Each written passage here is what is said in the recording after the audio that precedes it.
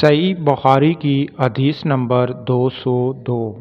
رسول کریم صلی اللہ علیہ وآلہ وسلم نے موضوع یعنی کہ جرابوں کے اوپر مسح کیا۔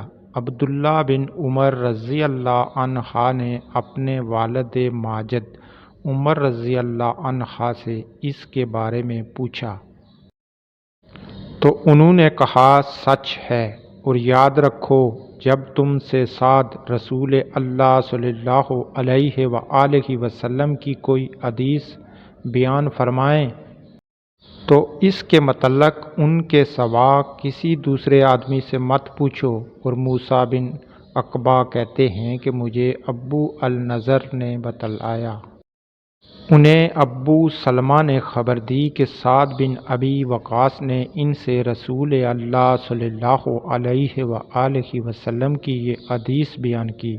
پھر عمر رضی اللہ عنہ نے اپنے بیٹے عبداللہ سے ایسا کہا۔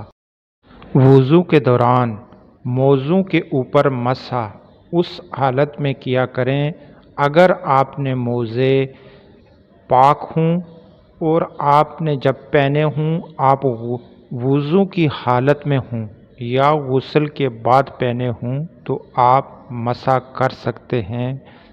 اگر کوئی مجبوری ہے پاؤں دھونے میں